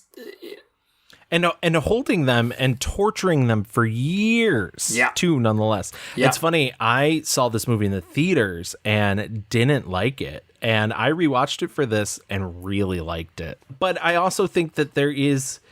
I think there is an understanding when it comes to his characters that, like, he clearly gets the trauma that a sexual assault causes. I mean, if you look... If you look at Volver, if you look at Bad Education, if you look at this, if you look at Talk to Her, like he totally understands it. So he's certainly not making light of that. Right. And he's literally coming at it from a horror angle. So like, these elements of horror, that's what I'm saying. So he's taking these things and like the lens for which he's sending it to us. It's like, oh my God, like this, I guess it would be a horror version of an Almodóvar film. And it's funny because I think when I first saw it, my brain wanted to moralize and wanted to be like, who am I supposed to feel bad for here? And the second time I watched it, I was like, I don't know if I'm supposed to feel bad for anybody. Right. I think we've cast judgment on all of these people. Yeah. But yeah, it's an intense film. And it's intense, and for like normal movie going people, like it fucks with your brain because you want to be like, oh, I feel so bad for this woman, like she's being tortured, but then it's like, no, this is like a sexual assaulter, and so it's like it is not following any, you know, he's coloring it not even outside the lines. It is on the fucking raw dirt. The next film he follows that up with is 2013's outrageous comedy I'm So Excited. Thank God. It's he said, get that shit out of my system. I need just some gay stuff now. It's a movie that takes place almost entirely on an aircraft. It's a flight that is malfunctioning and can't land. Most of it takes place with the first class passengers. The rest of the plane has been drugged with a muscle relaxer, so they are sleeping, which I think is economical. Yeah. Yes. And yeah, it's an ensemble comedy. It's very sophomoric and it's kind of all over the place. And with all like the greatest like hitters though, like Javier Cámara, who we see in plenty of his movies. He's in Talk to Her. He's in Bad Education. Bad Education. He's like the lead stewardess, and I mean, all of the stewardesses, they're not stewardesses. They're flight attendants, thank you. Sure. They are so funny and so good. Lola Dueñas is like this virgin who's a psychic. Yeah. It's Cecilia Roth is back in this, playing a total bitch. And like a total bitch, but like a dominatrix. Yeah, I love the fact that apparently her character was not written that way. And I guess a couple days into filming, Almodóvar saw what she was doing, and he was like, go meaner. He's like, it's working. Yeah. But it does well at the box office, but critics hate it. Julieta, His 20th feature film comes out in 2016. It's his quote-unquote return to the cinema of women. It's about a woman whose daughter has left her life and her attempt to sort of reconnect and find this daughter after almost a decade and a half of not seeing her. Two different women play this role of Julieta. One younger, one older. The transition between them is actually one of my favorite things. And it's also really funny because I love that Emma Suarez and Adriana Ugarte, who both play Julieta, like challenge themselves to essentially like not interact with each other. So they didn't inform each other's performance, which I think is really funny because for the skin I live in, both the actor and the actress playing Vera Cruz secretly like would go for runs together, and Almodóvar even like at one point was like, "Oh, you guys have the same walk." Well, there you go. Yeah, I really like Julieta. Julieta is probably him at his most Hitchcock. It's very much like him. It's like if you took Stella Dallas and just overlaid Rebecca on top of it, and I mean that as like a compliment. Like, it's very great. I mean, you essentially get Rossi da Palma playing the, like, Mrs. Danvers role from Rebecca in this movie. I guess a lot of people consider it lesser Almodóvar. I think it has some of those most beautiful sequences in it, the train sequence. It's all based off of 3 short stories from Alice Munro, but he changed enough of it that he was like, I'm not going to name it after it, because it was going to call it Silencio, but also Martin Scorsese's Silence was coming out at the same time, and he's like, I'm not going to, but he did buy the rights to the Alice Munro short stories. And it's funny because the book of Alice Munro short stories are in The Skin I Live In. So like, once again, connections to connections to connections. Totally. But yeah, I really like Julieta.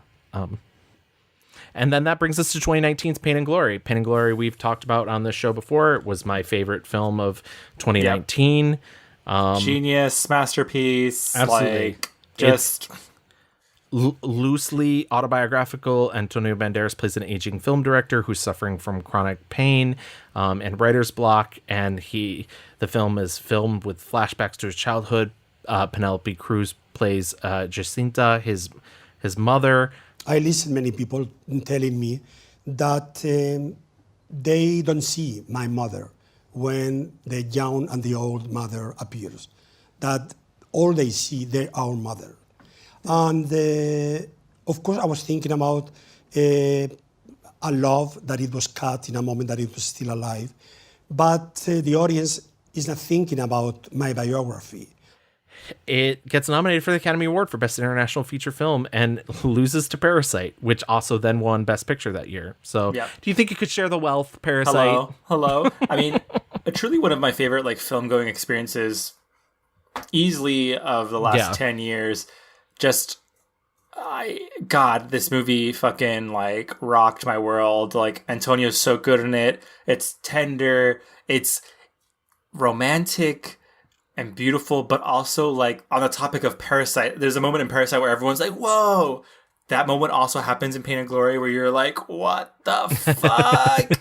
Like, again, like with the maze inside of a maze, the Rubik's Cube, like it's like that thing when Manila was like painting the painting upside down and then like turned it up. Like, you're like, oh my God, like he was doing this the entire time? The whole time?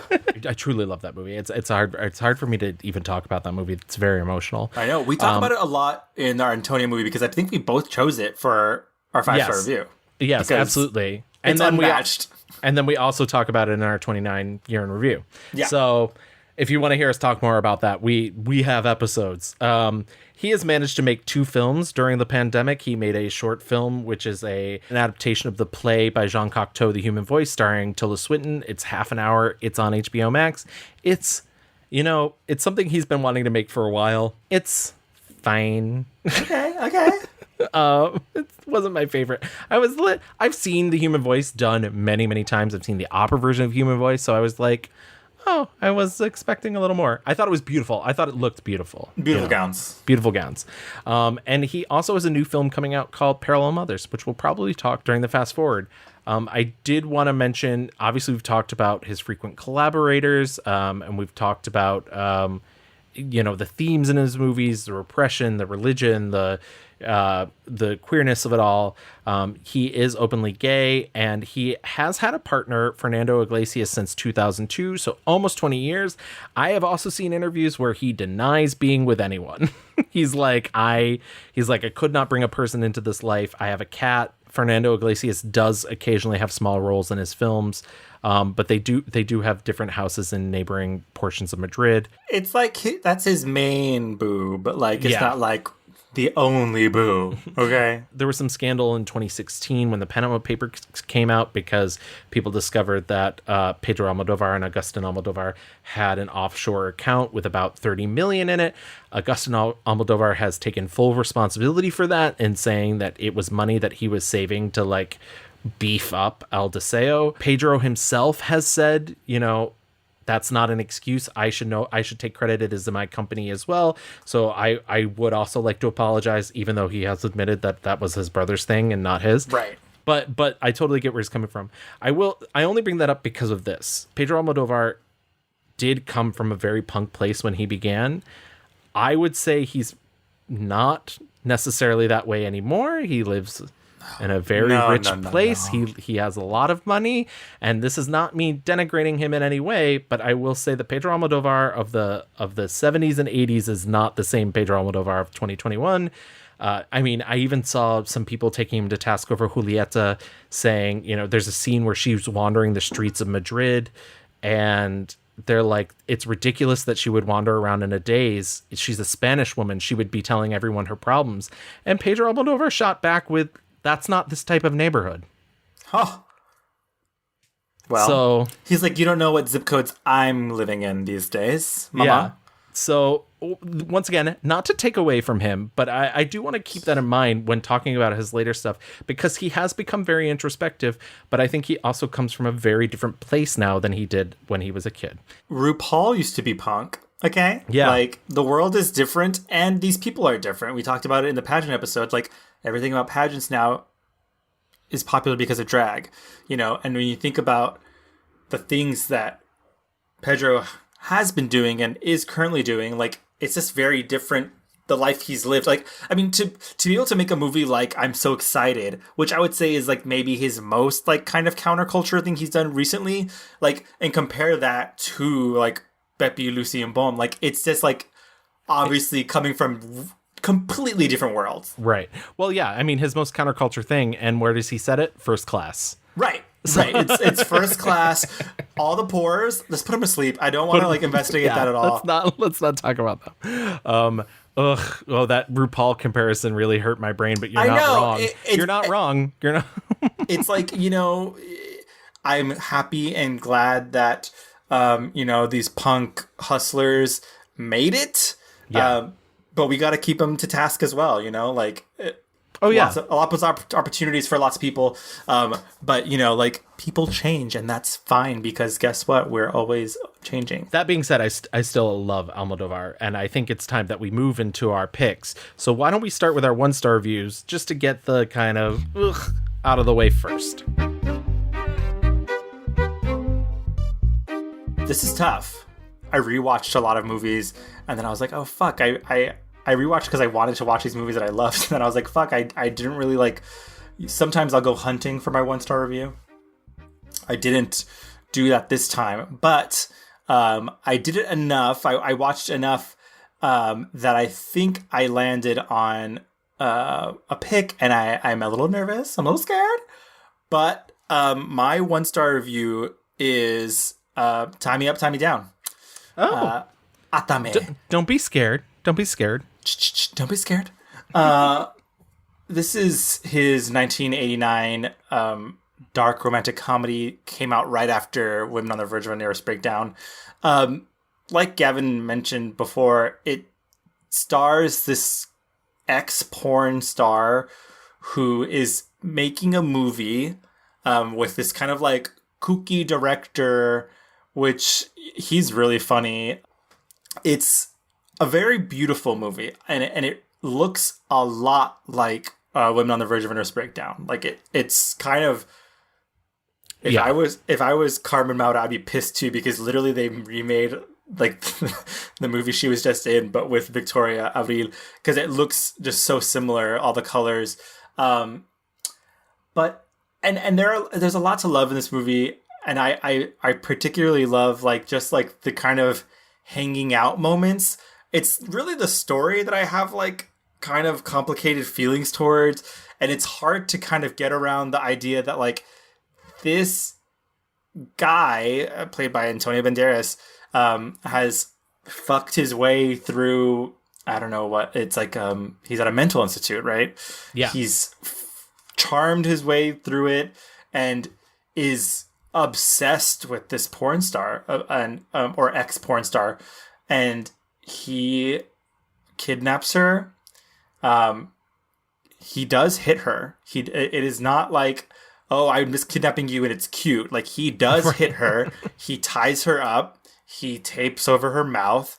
The movie ends with them falling in love, and even if there was a way to show that naturally happening, I don't think this movie does that.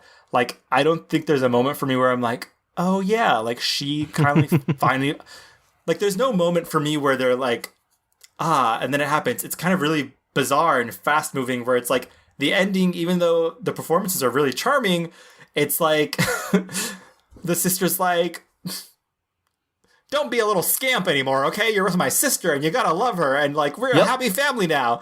And I was like, there is a movie where this exists where like he goes on his happy way without, and she's like, that was a fucked up thing that happened, and like I'm gonna move on with my acting career. But he makes her actively go find him and like, no, I want to be with you. And it's like, I don't know if this, like, a part of me is like, is this so fucking counterculture that we've like turned all the way back around and it's actually just really fucking conservative and like bullshit? I mean, I will say, like, the thing that I like about the movie the most, besides the fact that I really do like the stylization of the film, but I take umbrage with everything that you've talked about, is I do also think that it is, in a very funny way, like, heterosexuality is a prison and getting married is a prison, and you know, I do think it has interesting things to say about those. Doesn't necessarily get there. No. Yeah. Like those are almost just declarative statements, and it's like, okay, well, back up your argument, and that's where it falls apart. Right. It's kind of like shocking for the sake of shocking, I guess. But also, I mean, like, because Antonio is so charming and beautiful, there's a lot of romance in this, or alleged romance, but like when you kind of scrub away the Antonio Banderas of it all, it's like, wait, no, this is fucking weird and creepy. He's like, you don't remember the time we fucked? And look at this map that I made where it's like me in the psychiatrist hospital, whatever, and then I fucked you, and then here's this line that's like just me back to you, and that's my entire life. And I'm going to take you to my like village where I grew up, and we're going to have at least 4 kids. And it's like, okay, and so it's tough for me. I think a lot of his movies, he has complicated things he's trying to talk about, and he usually is successful. I just don't think it gets, this to me might be the movie where it's like all style and less substance. I don't want to say it's not, there is no substance here, but like it's he misses the mark on this one for me. I mean, I think that's a pretty worthy pick, in all honesty. Yeah, I like enough stuff in it that I maybe wouldn't give it my 1-star review. But see, it's funny that you'd say this is hard. I think picking a favorite Almodóvar movie is hard. I think picking a least favorite Almodóvar movie is actually pretty easy. And I'm nervous about this one too, because I do think this is a film you like. I'm going with 2013's I'm So Excited. I mean, that's I don't want to say like I'm obsessed with it, but like, is it fucking fun? Yeah. I mean, listen, once again, I think it's an ensemble comedy. I didn't laugh that much. I think there's moments that like spark joy, the Marie Kondo in me, But there's a lot of moments that I'm like, meh, I can throw it away. And I think it's funny because in doing the research on this, it's very clear that Almodóvar will come up with a concept and base an entire movie around it. And when I watch I'm So Excited, I'm like, wow, the concept is a really amazing lip sync to the song I'm So Excited by the Pointer Sisters. Yeah. And sometimes that's all you need, babe. Everything else. And yeah, as we mentioned before, it's this plane that can't land, and it's this crew of flight attendants, very gay flight attendants, very questioning pilots, and like 8 rich people, a couple on their honeymoon, a man who continually drugs his wife, a psychic, a dominatrix, a hitman, and a very rich man, and a very strange melodramatic subplot about a man who's apparently responsible for every woman he's ever dated mental problems. Yeah. You know, I think it's going for big laughs. Like I said, it never really does it for me. My favorite character ends up actually being one of the most problematic characters in the film, sadly, which is Bruna, Lola Duena's character, who's a psychic and a virgin. She ends up being very problematic because she decides to lose her virginity by raping a fellow passenger who has been passed out on muscle relaxers. The man that's on going to his honeymoon with his wife also sexually assaults his wife. Both of these things are played for comedy, and I'm very torn on that specifically. And these aren't the only problems in the movies, but these are the things that stuck out to me because once again, you know, I've seen him do it before, and before I saw I'm So Excited, I was going to name Kika because that 8-minute rape scene is a lot, but I've seen him grow from Kika into, you know, Bad Education and Volver and The Skin I Live In and all these things that talk about how, you know, awful sexual assault is and how it leaves the victims with scars and everything. And then to have these like 2 larger set pieces and they're kind of played for laughs, it's very confusing. And I think that's also part of what I was trying to say by being like, well, the Almodóvar that we have now is not the same one. And though he may still have similar instincts, it feels from a very strange place, especially once again, because those characters come from a separate class of people. And so it feels extra gross because it feels like, well, we can just do this because we're rich. Right. It's funny. I mean, like, I do not think it's like a masterpiece at all, but it's funny to think about, like, you know, the movie's called I'm So Excited, which can also, I think, be interpreted as like, these people are fucking horny. There's a lot of sex in this movie. You know, we have the pilots who, there's an entire conversation about like this guy who's like, I'm not gay, and it's like, you kind of are. And there's the other flight attendant who like is saying like, I'm the only one not on this plane fucking, you know.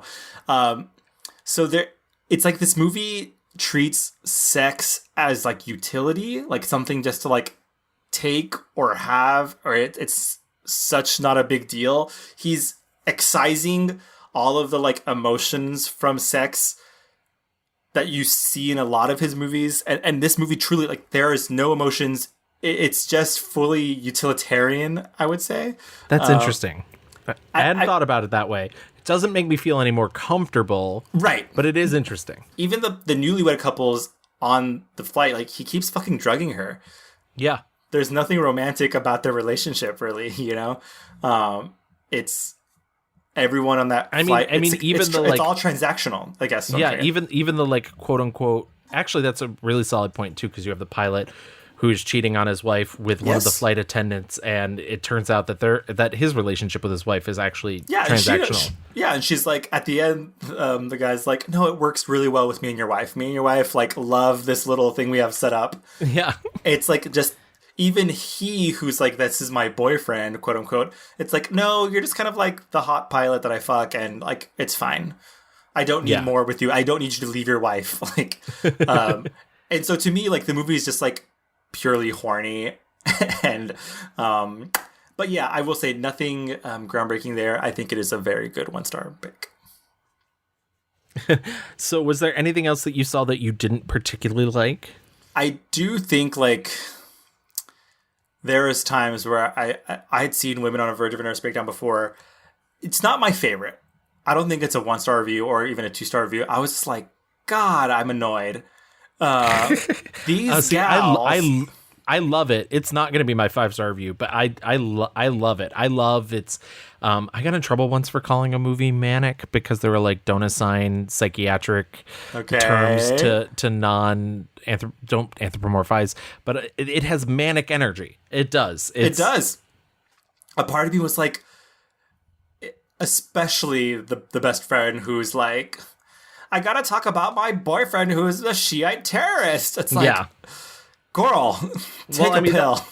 And I love Rossi De Palma, but I'm glad that she spends most of that movie asleep. Because her character was like, yes, get her out of here. Yeah. We talked about A Broken Embraces. I don't think it's bad. I just think, instead of watching that, watch Bad Education. I think his true other 1-star review is Kika. Kika just doesn't ever come together on its own, and I don't. It's funny because he is trying to make a comment about reality TV before reality TV was big, and there's an amazing like weird camera outfit suit type thing that one character wears. Other than that, mostly useless. Do not care for that movie. Do you wonder, like, for as much as we're like hailing, him and his roots as in the queer culture, this and that, like there is a little bit of discomfort for me being like, at the end of the day, he is still a cis white dude. Yeah.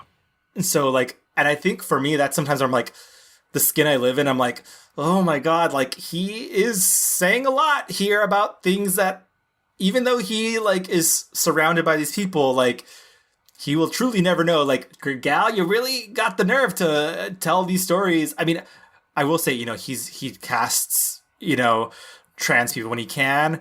There are a lot of movies where he has trans people who are not trans.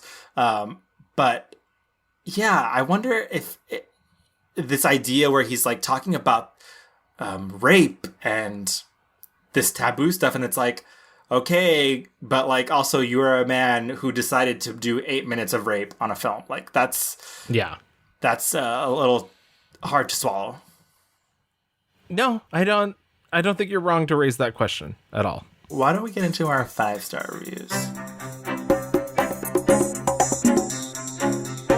This is like a big caveat. I just want to say that like, because we talked so extensively about Pain and Glory in previous episodes, I'm going to remove her from the conversation just because it is a masterpiece. I love it to the end of the world and back.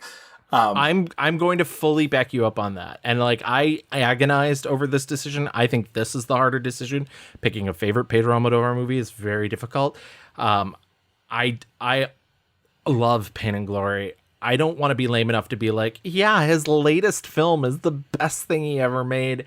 And I do think it is a masterpiece. But once again, I think for the rules of our game tonight, we're going to put it away. Put it back on the shelf. In the spirit of discovery, in the spirit of celebrating his wider oeuvre, my pick is 2006's Volver.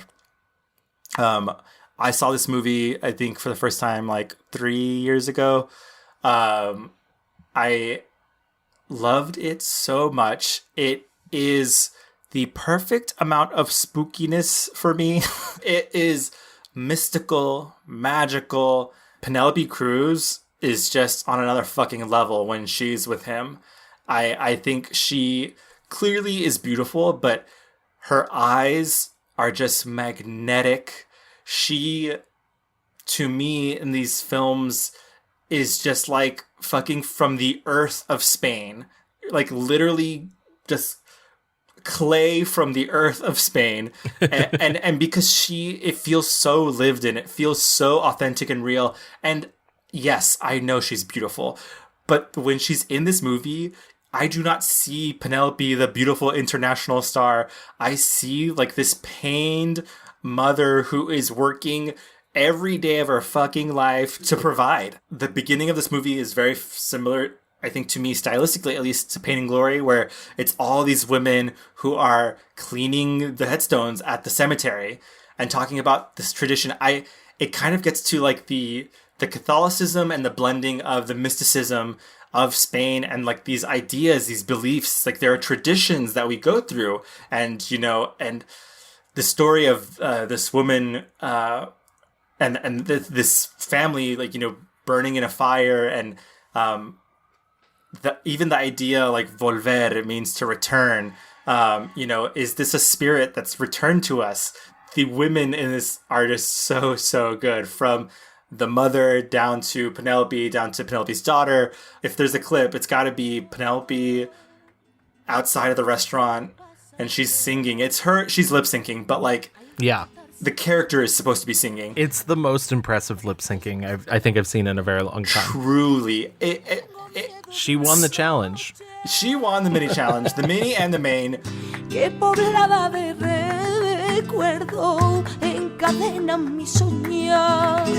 This movie's a lot about grief. It's about, grieving, but also it's about taking care of your community. And like these women are all looking out for each other. I just love this movie that's all about women taking care of each other, literally saying fuck you to men. When she finds her husband dead, she's like, all right, what do we got to do? She goes into mode. Yeah, clean up on aisle 9. Got it. She, it's almost to the point where she's like, shh, don't tell me why you did it. Let's just figure it out. It's just beautiful. I mean, I love that one of her friends, literally, she's like, you've made me an accomplice. And she's like, well, I didn't kill anybody. And she's like, don't tell me. Don't tell me anything about it. Yeah. She's like, let's just do it. Quickly, the girls are like, we're going to boot and rally. Like, what do we got to do? And they are lifting each other up. And I mean, but it's lifting each other up in life and in death, like it's kind of this beautiful extension of they're cleaning the gravestones, and these women do that their entire lives, physically and metaphorically. Like they are helping each other through like really hard, shitty fucking times, and it's just so beautiful. If there is one Almodóvar film that like they're so imbued with these depictions of women that are so strong and so interesting and complex, and this feminine quality about community and rallying around each other and really being there for each other. And I don't know, it's funny, I'm glad we took the extra day because I rewatched Volver this morning, and it's another one that like I got to the end and I started crying, but it was more about in this the economics of the storytelling, because it's so smart and so well crafted, and even for a 2-hour film it doesn't feel like it, because it just moves at a clip of its own pace that just really sucks you in. And part of that, once again, you're right, is Penelope Cruz's performance. Yeah. Really quickly, this movie was developed because Marisa Paredes, who is an actress, he also works with a lot. She was in The Flower of My Secret. She's in High Heels.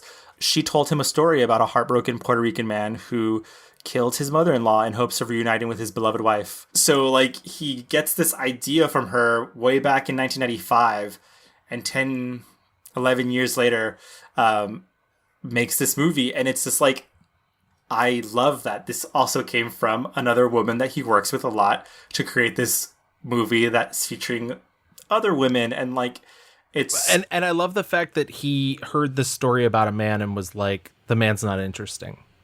Let's make it about the women. Yeah, totally. That's a really good pick. That's I very commendable. I like that movie a lot, and it is actually on my list of like going back and forth about what I should pick and but I think, I mean, and maybe this is cliche of me because it ended up being his biggest hit to date, but like, I can't say enough good things about All About My Mother, which is another movie about women rallying around each other. Yeah, exactly.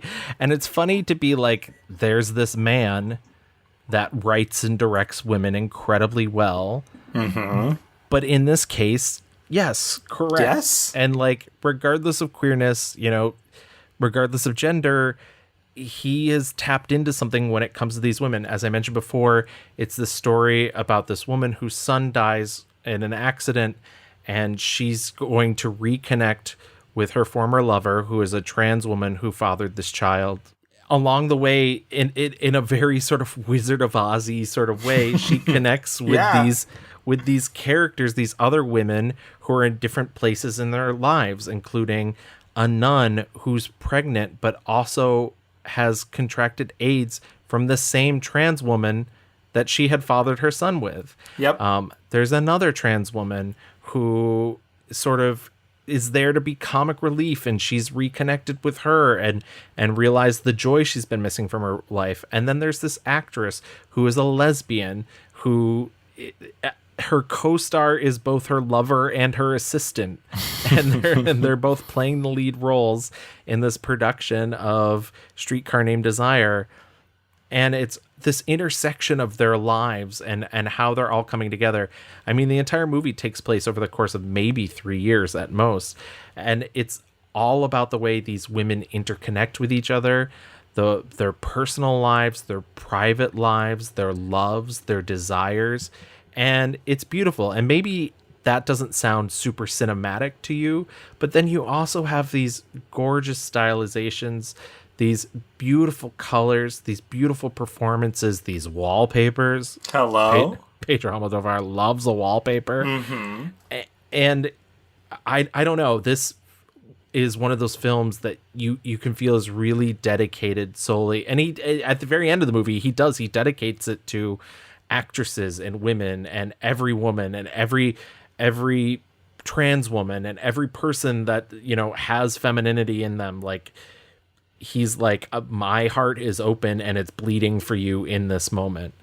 And I think there's something really beautiful about that. And like, obviously, once again, gorgeous to look at, beautiful to listen to. Yeah. This one is one of the ones that plays like a musical. You're like waiting for everyone to break out into the most heartbreaking song ever. I mean, the scene where she reconnects with her former lover. ¿Le pusiste también Esteban? Sí. Gracias. It's hard to watch because you know how much damage these people have done to each other, and the characters don't even know how much. Right. Yeah, it's a gorgeous, gorgeous film. And once again, it's melodrama, but it's certainly not without its comedy. Right. And he's so good at doing that. Right, but also, like, because there's actresses, like, the characters are actresses, like, they're entertaining, they're giving you, like, shows. This is a movie where it's, like, it's the perfect, like, sleepover movie. Like, get some of your gal pals, and you're gonna, like, be grabbing onto each other, being like, oh my God, like, and both in, like, gasping because the drama is so good, but also being like, oh, it's so beautiful, and, like, heart-wrenching, and you'll laugh, you'll cry. It is, I mean, the titans of Almodóvar, like, you cannot talk about without this movie. It's so good. I 100% agree. I mean, it's truly hard to pick any of the so-called Almodóvar women as my favorites, but I mean, this movie has some of the best between, you know, Cecilia Roth, Marissa Paredes, Penelope Cruz. Mm-hmm. Like, it just truly is an amazing collection of actors who are just giving their fucking all. Yeah, I mean, in general, I gotta say, like, Spanish actresses just fucking, they get it. Like, they get it. Like, when you think about, you know, if you are out there and you love the girlies and you do not include the Spanish girlies on that, like, list, you are missing out. Because, I mean, literally watch this movie and it's like, oh shit. It's an interesting thing to try. Almodóvar says he's most often than not interested in tears, and he doesn't direct his women to have tearful, you know, expressions. He said, you know, he really went really hard with it in Julieta, to try and keep the tears from flowing because it's an internal pain. And it's interesting to watch that because he makes such emotional films, and there's not a ton of like just women weeping. Right. No. Because he's just not interested. It's fighting the tear. It's fighting the tears, if anything. Yeah. But was there anything else that you saw that you loved? I gotta say, Bad Education rocks my world. Oh my God, Bad Education's amazing. It's truly that, like I said, it's that period, it's like All About My Mother, Talk to Her, Bad Education, Volver, like those four, it's just like hit after hit after hit. He was in his bag. Like that was, the movies are like hot and sexy and beautiful and complicated and just so satisfying. In the end, you're like, oh God, this journey, that was amazing. Yeah.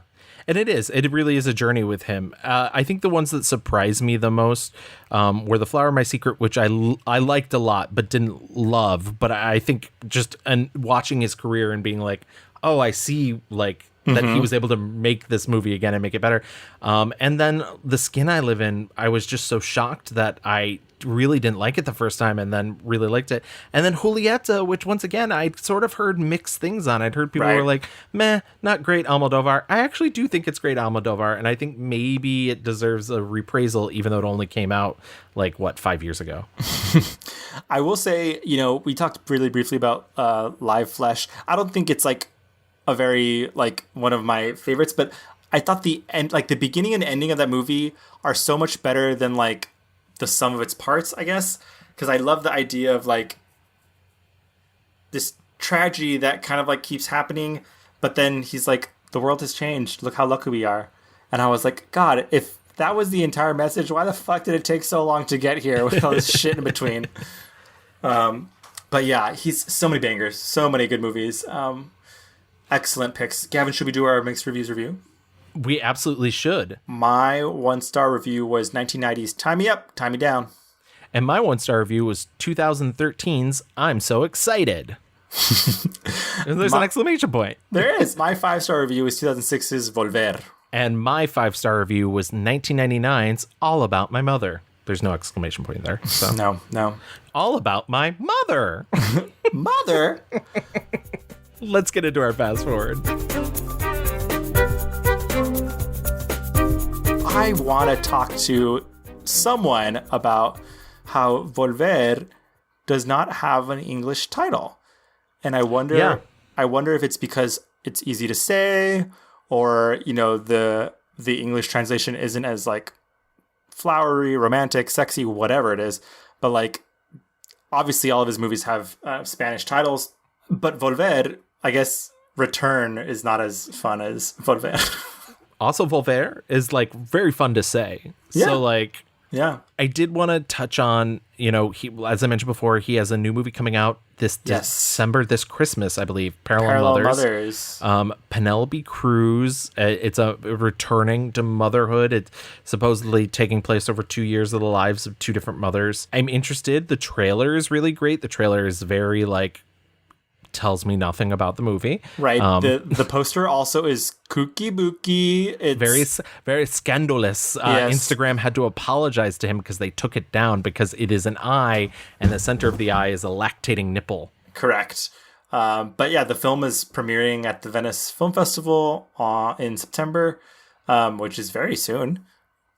Wait, that's tomorrow, isn't it? Yeah. That's why we're doing this.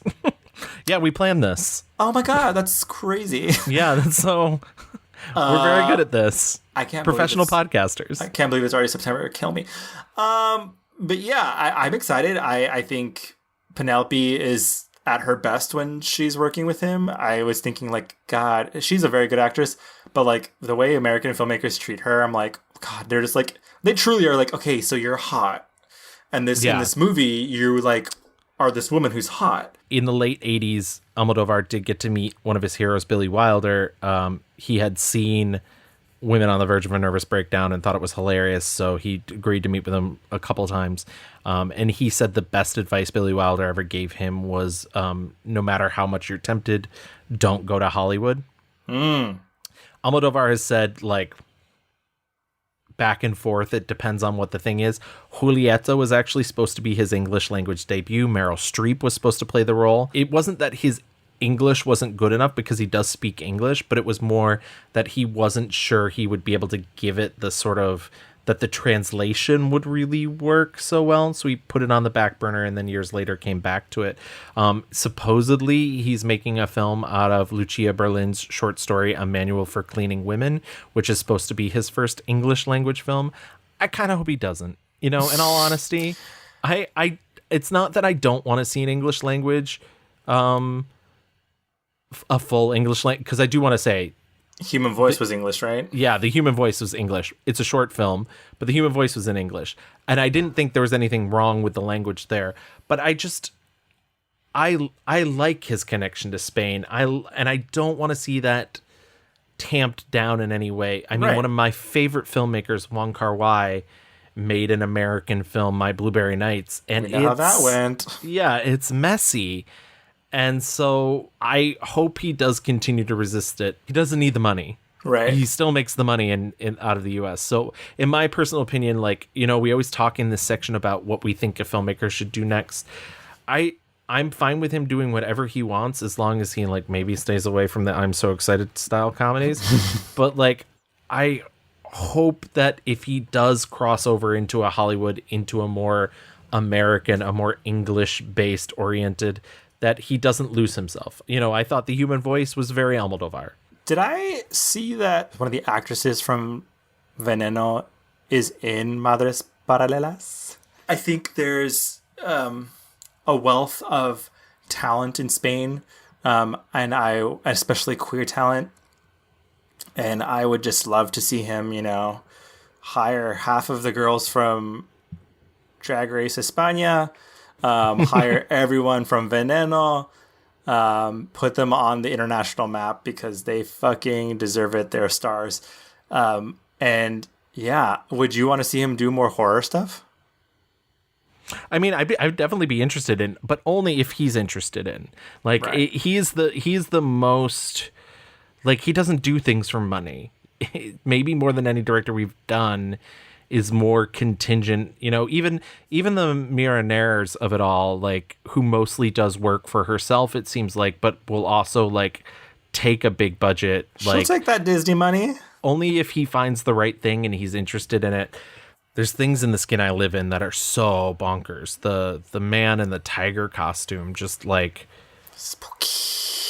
Yeah, his reference for horror is completely off the wall and unexpected and very interesting. And so, yeah, I mean, I would love to see him do it, but once again, it has to be something that's the thing, is more than anybody else, he's really in the driver's seat of his career, and he's just going to do, would I have thought he was going to follow up his last film with this movie about mothers? No. Right. Yeah. But I love it, and I can't wait to see it. I've now seen every one of his movies, all the ones that are available. And so... Fuck me, Tim. Ugh. Sorry. Yeah, I love, he's been, emptying his pockets of all the tricks and, fun things and making them into movies for his entire adulthood, and I cannot wait to see what's next. Absolutely. So Pedro Almodóvar, we love you so much. We pray at your altar. Please keep doing what you're doing. Please continue to work forever. It's so funny. I mentioned up top, he's 71 years old, which is not incredibly old, but there's a lot of filmmakers who decide that making movies is too exhausting. Yeah. After 70, I hope that he does not become one, especially with the frequency in which he makes movies. So, yeah. I hope he continues to volver. Thanks, guys, for listening. If you want to volver to our podcast, you can always find us online by contacting us on Twitter at The Mixed Reviews. If you're so excited, you can just find us on Facebook and type in The Mixed Reviews. If you want to express the flower of your secret, feel free to email us at reviewsmix@gmail.com. Why don't you put on those high heels and find us on Instagram, type in the _mix_reviews. And if you want to continue listening to our episodes and get that bad education, you can find us several places online. We're on Apple Podcasts, Stitcher, Spotify, Google, Amazon, Audible. And if you do listen to us on Apple Podcasts, please stop by, leave us a 5-star rating, and write a little review. We'll read it on the show, and it helps us get into the spooky algorithm. The algorithm I live in. The skin I live in, she's sweaty right now, so I'm very sweaty. We're signing off. Thank you guys for listening, and we'll see you in 2 weeks with another episode. Bye-bye. Bye.